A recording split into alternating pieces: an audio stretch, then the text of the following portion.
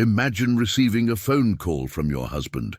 He's trapped at 28,700 feet on Mount Everest, in a blizzard, freezing to death, and he's calling to say goodbye. This isn't hypothetical. This happened. On May 11th, 1996, Jan Arnold sat in her home in New Zealand, 7 months pregnant. The phone rang. It was a satellite call from Everest. Her husband, Rob Hall, was on the other end. Rob was one of the most experienced Everest guides in the world.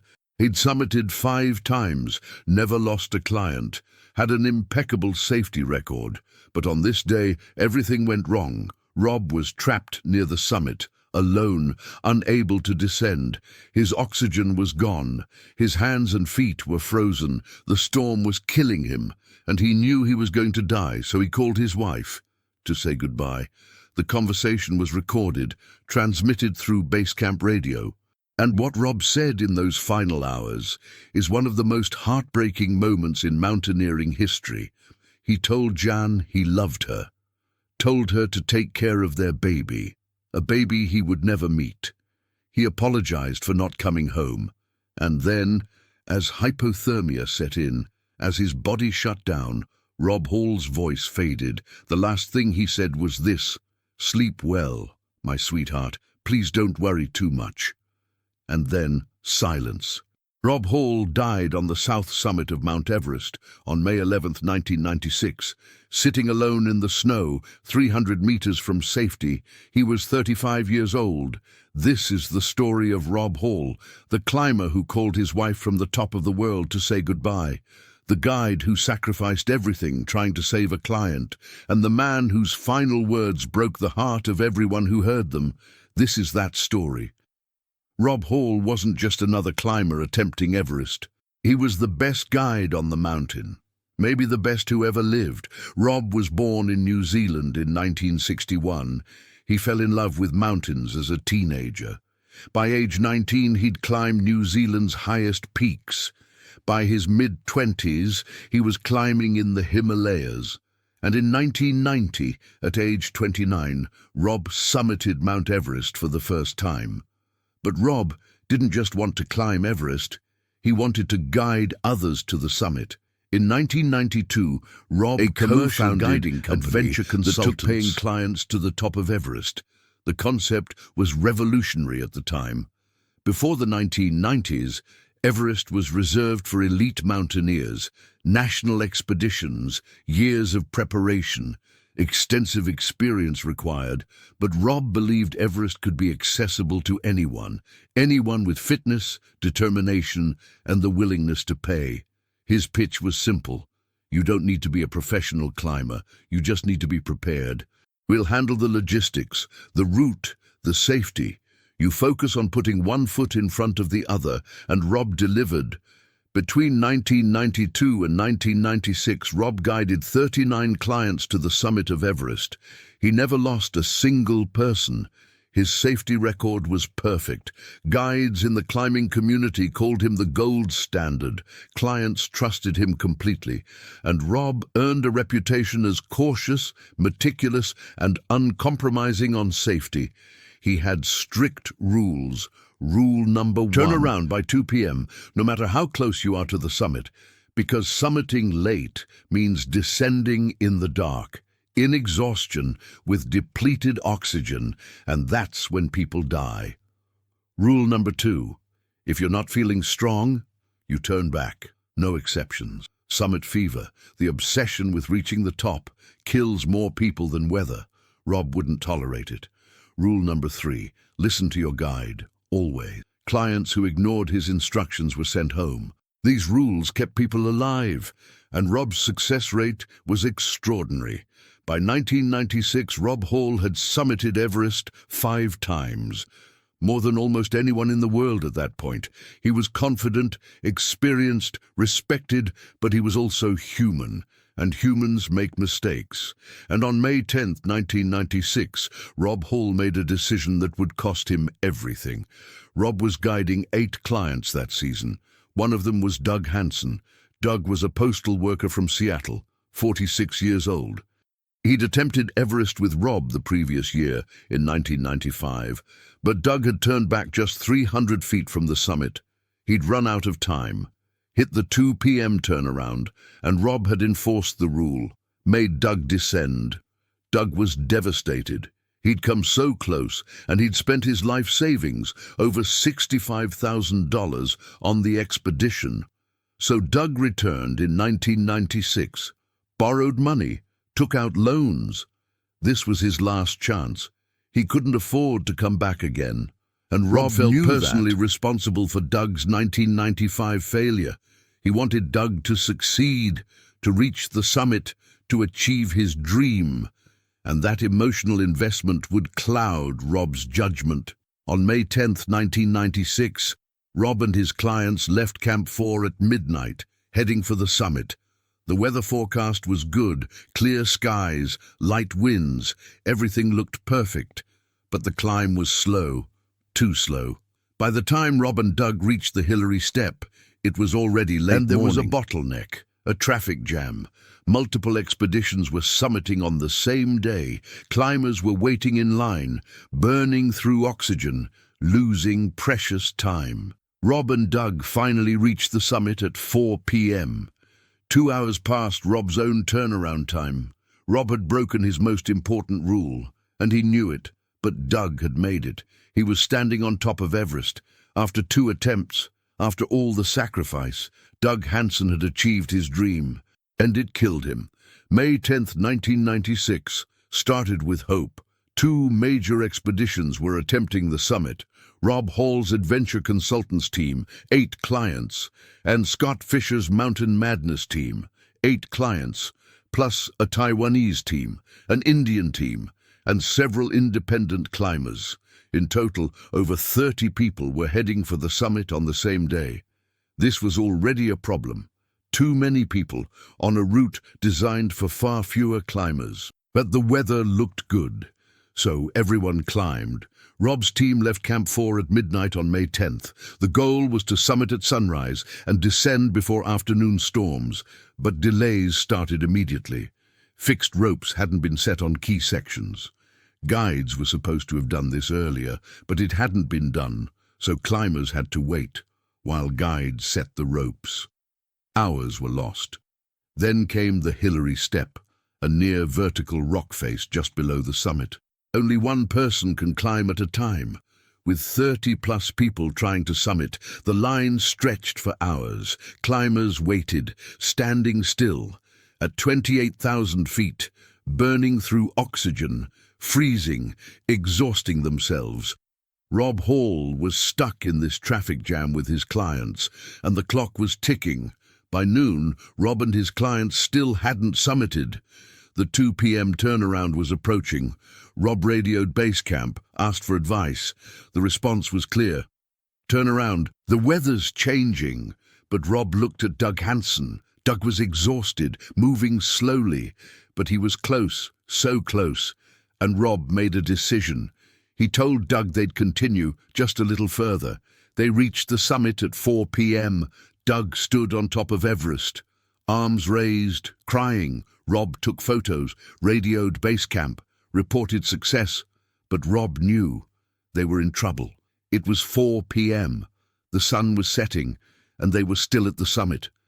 They needed to descend, fast. But Doug was completely spent. He'd pushed beyond his limits to reach the summit, and now he had nothing left. Doug started descending, but he was moving like a zombie, slow, unsteady, stumbling. Rob stayed with him, tried to help him move faster. But Doug kept sitting down, stopping, unable to continue, and then the storm hit. Around 5 p.m., a massive blizzard rolled in. Wind speeds exceeded 100 miles per hour. Visibility dropped to 0. Temperature plummeted to negative 40 degrees Fahrenheit. With wind chill reaching negative 100, Rob and Doug were trapped at 28,700 feet in a blizzard. With night falling, Rob tried to keep moving, tried to guide Doug down, but Doug collapsed. He sat down in the snow and couldn't get up. Rob radioed base camp. Doug's in bad shape. I'm trying to get him moving, but he's not responding. Base camp asked, Can you leave him? Can you descend alone? Rob's response was immediate. No, I won't leave him. And that decision sealed Rob's fate, because staying with Doug meant Rob couldn't descend either. His oxygen was running out. His hands and feet were freezing. The storm was killing him, but he wouldn't leave Doug. Around midnight, Doug Hansen died. He froze to death sitting in the snow. Rob was alone now, trapped at 28,700 feet, in a blizzard, with no oxygen. His hands were frozen solid. His feet were black with frostbite. He couldn't feel his legs, and he knew he wasn't going to make it down. So Rob Hall did the only thing left to do. He called his wife. Around 2 a.m. on May 11th, base camp received a radio call. It was Rob. His voice was weak, slurred, barely audible over the wind. I'm at the south summit. Doug is gone. I'm stuck. I can't move my hands. Base camp responded immediately. Rob, you need to descend. Now. Can you move? Rob's response was heartbreaking. I'm trying, but my legs aren't working. I can't feel them. The guides at base camp tried to talk him through it. Stand up. Take one step. Just one step. But Rob couldn't. The cold had destroyed his body. His hands were frozen into claws. His feet were blocks of ice, and hypothermia was shutting down his brain. Around 4 a.m., base camp patched Rob through to his wife, Jan Arnold. Jan was at home in New Zealand, 7 months pregnant with their first child. The phone rang. She answered, and she heard her husband's voice. Weak, distant, dying. Rob said this. Hi, my sweetheart. I hope you're tucked up in a nice warm bed. How are you doing? Jan's voice broke. I'm okay, but I'm worried about you. What's happening? Rob tried to sound calm. I'm in a little bit of trouble. I'm stuck near the summit. But don't worry too much. Jan knew immediately. She'd been married to Rob for years. She knew Everest. She knew the risks, and she knew what stuck near the summit meant. It meant he was dying. Jan tried to stay calm, tried to keep Rob talking. She told him about the baby, about the nursery she was preparing, about their life together, about all the plans they'd made. And Rob listened, his voice fading. He told Jan he loved her, told her to take care of their baby, and then he said something that broke her. You're going to have to raise our baby on your own. I'm so sorry. Jan was crying now. She begged him, Rob, please, just stand up. Just take one step. You can do this. But Rob's voice was barely a whisper. I can't. I'm too cold. I can't move. The call lasted about 10 minutes, and then the battery died. Rob was alone again, in the dark, in the storm. But Jan wasn't done. She spent the next 6 hours calling everyone she knew, trying to organize a rescue. She called the American embassy in Nepal, called climbing companies, called friends. She begged, pleaded, screamed, someone has to go up there. Someone has to save him. But everyone said the same thing. It's impossible. No one can climb in this storm. Going up there would be suicide. Jan refused to accept it. And around noon on May 11th, she got Rob back on the radio for one final call. At noon on May 11th, base camp patched Jan through to Rob one more time. Rob's voice was barely recognizable, slurred, slow, fading. Hypothermia was destroying his brain. Jan spoke first. Rob, can you hear me? Please tell me you can hear me. Rob responded, slowly, I can hear you. I love you. Jan was crying. Rob, you have to fight. You have to try to move. Please. But Rob knew he was dying. He'd been at 28,700 feet for over 12 hours, with no oxygen. In negative 40-degree temperatures, his body was shutting down, and he wanted to use his last moments to say goodbye. Rob said this, I love you. I've always loved you. You know that, right? Jan said yes. She knew. Rob continued, please take care of our baby. I wanted to be there. I wanted to meet her. Jan and Rob had already chosen a name, Sarah. They'd talked about her for months, what she'd look like, who she'd become. And now Rob was saying goodbye to a daughter he'd never meet. Rob said this. "Tell Sarah about me. Tell her I wanted to be there. Tell her I loved her." Jan couldn't speak. She was sobbing. Rob's voice was fading now. "I have to go now. I'm very cold and I'm very tired." Jan begged him. "Rob, please, please don't go. Stay with me." But Rob's final words were calm, peaceful, almost serene. "Sleep well, my sweetheart. Please don't worry too much." And then silence. The radio went dead. Jan sat in her home, screaming, crying. Her husband was dead. 11,000 miles away, frozen on the side of a mountain, and there was nothing she could do. Rob Hall died sometime in the afternoon of May 11, 1996, sitting alone on the south summit of Mount Everest, 300 meters from Camp 4, 300 meters from safety, so close, but impossible to reach. His body remained there for weeks until a rescue team finally reached him. They found Rob sitting upright, frozen solid, his arms wrapped around his knees, his face covered in ice. He looked peaceful, like he'd just fallen asleep, but his hands told the story. They were frozen into claws, black with frostbite. He'd tried to move, tried to descend, but his body had failed him. Rob Hall's body was eventually brought down from the mountain and buried in New Zealand, but a part of him is still on Everest, in the photos, the recordings, the memories, and in the daughter he never met. Jan Arnold was 35 years old when her husband died, 7 months pregnant, alone, devastated. The media descended on her immediately. Cameras, reporters, questions. "How do you feel? What was the last thing he said?" Jan refused to speak publicly for years. She was grieving, preparing to raise a child alone, and processing the fact that her husband had chosen to die on Everest, because that's what it was. A choice. Rob could have left Doug Hansen, could have descended alone. He would have survived. But he chose to stay, chose to die with his client, and Jan had to live with that. She gave birth to Sarah Arnold Hall on June 6, 1996, less than a month after Rob died. Sarah never met her father. She grew up with photos, stories, recordings, but no actual memories. Jan raised Sarah as a single mother. She never remarried, never climbed again. She became a doctor, focused on her daughter, tried to move on, but the grief never fully left. In interviews years later, Jan said this: "Rob was a hero to a lot of people, but to me, he was just my husband. And I wish he'd chosen me, chosen Sarah, over that mountain. But he didn't, and I have to live with that." Jan was asked if she was angry at Rob. Her response was complicated. "I was angry. For years. I thought, how could you leave us? But I also understand. Rob wasn't the kind of person who could leave someone to die. And that's why I loved him. That's who he was. But it's also why he's gone." Sarah Arnold Hall grew up knowing her father was a legend. Books were written about him. Movies were made. In 2015, the film Everest depicted Rob's final hours. Actor Jason Clarke played Rob. The phone calls were recreated.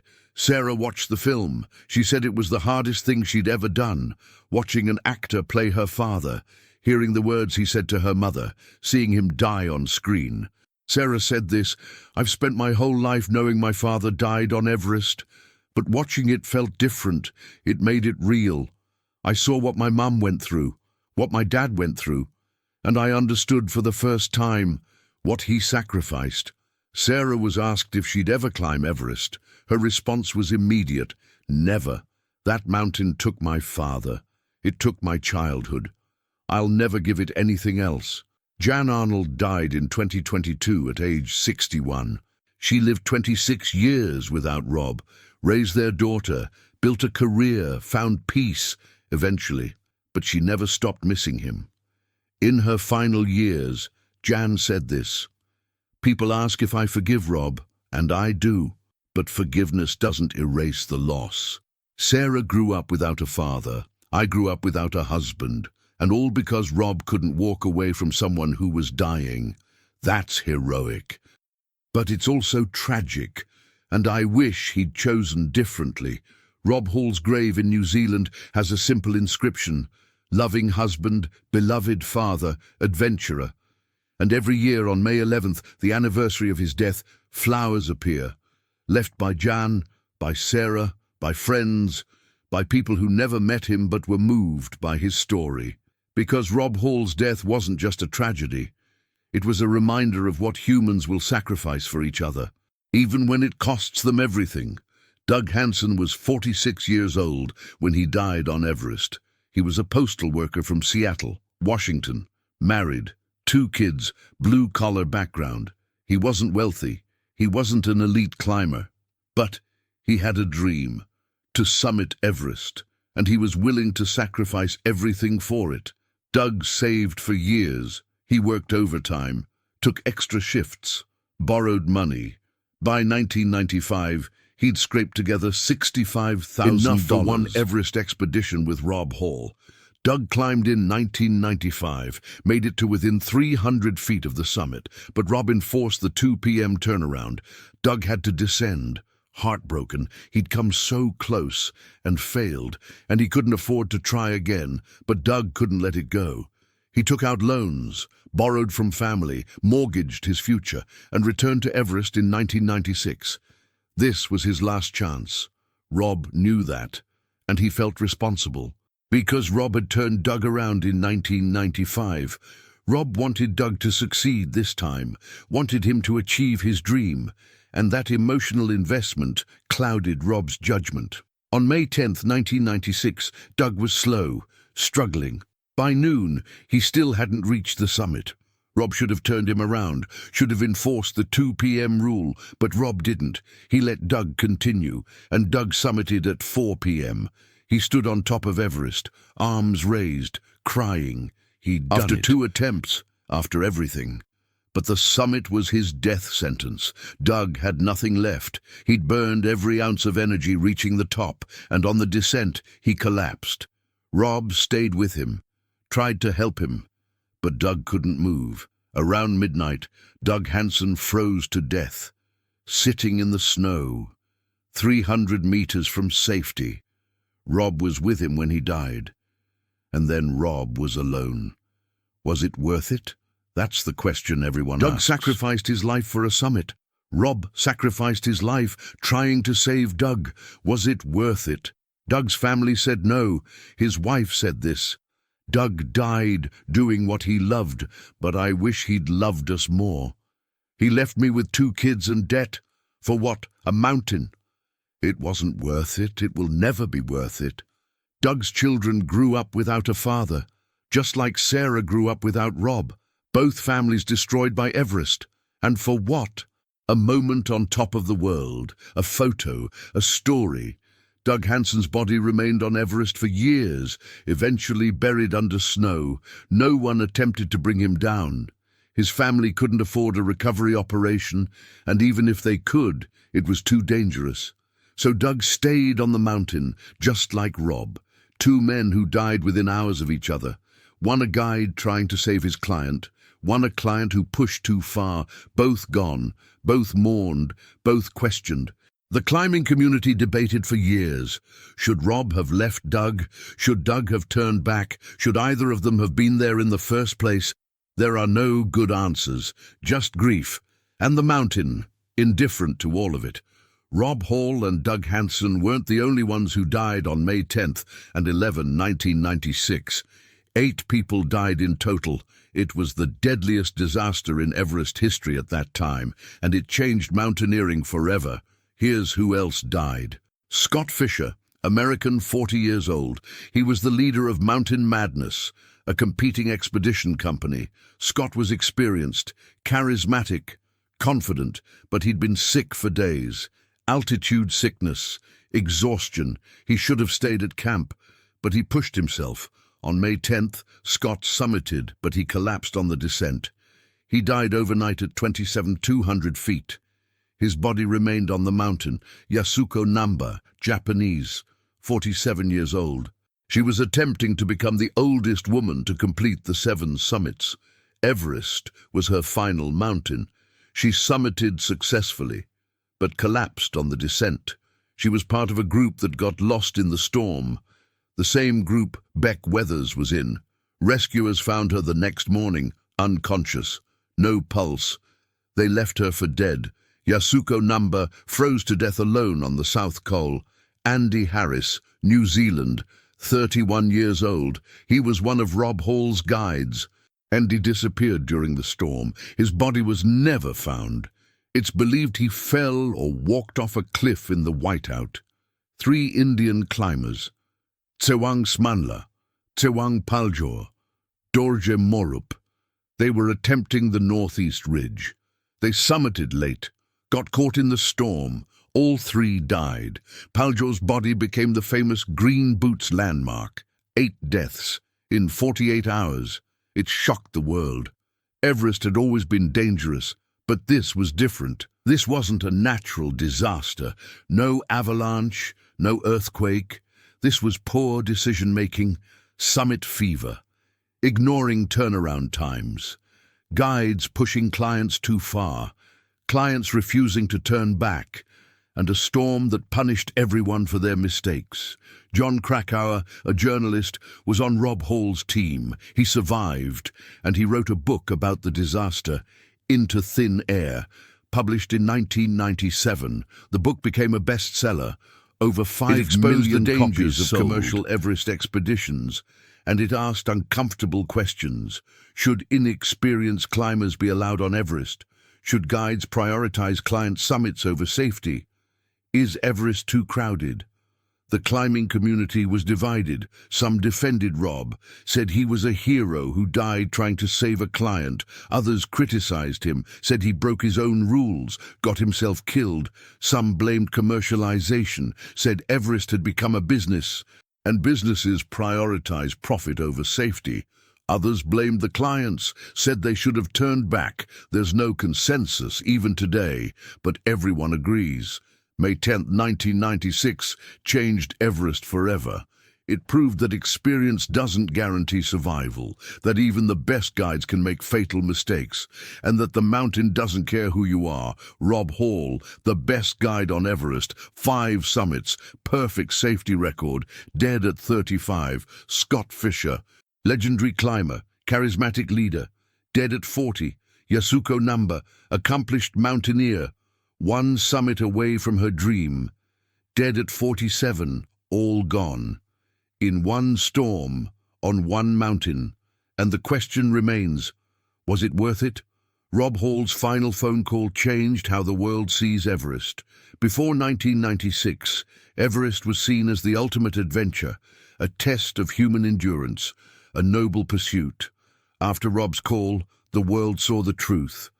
Everest doesn't care about your dreams. It's brutal. Your family, your life. It just takes and keeps taking. Rob's call was played on news broadcasts worldwide. Millions of people heard him say goodbye to his wife, heard him apologize for dying, heard him accept that he'd never meet his daughter. And it broke hearts everywhere, because Rob wasn't a reckless thrill-seeker. He was a professional, cautious, experienced. If someone like Rob could die, anyone could. The call also sparked debate. Why did Rob stay with Doug? He could have left, could have saved himself. Was it loyalty, guilt, heroism, or was it a fatal mistake? Rob's friends said he couldn't have made a different choice. That's who he was. He didn't leave people behind, even when it cost him everything. Jan Arnold said she understood. But she also said she wished he'd chosen differently, chosen his family, chosen life. The recording of Rob's call still exists. It's been used in documentaries, played in films, and it's one of the most haunting pieces of audio in mountaineering history, because you can hear Rob dying, his voice fading, his words slurring, the cold destroying him, and you hear Jan, desperate, begging him to fight, knowing she's losing him and unable to stop it. Sarah Arnold Hall, Rob's daughter, has said she's listened to the call only once, and it destroyed her. I heard my dad's voice. For the first and only time, and he was saying goodbye to my mom, and to me. I wasn't born yet, but he was talking to me, telling me he loved me, apologizing for not being there. and I'll never hear his voice again, except in that recording of him dying. Rob Hall's legacy is complicated. He's remembered as one of the greatest Everest guides ever. He's also remembered as the man who broke his own rules and paid the price. He saved countless clients, but couldn't save himself. He loved his family, but chose the mountain, and his final phone call ensures he'll never be forgotten. Because Rob Hall didn't just die on Everest. He said goodbye to the world, and the world listened. May 11th, 1996. Rob Hall sat alone at 28,700 feet, freezing, dying, knowing he'd never see his wife or daughter again, and he used his last moments to tell them he loved them.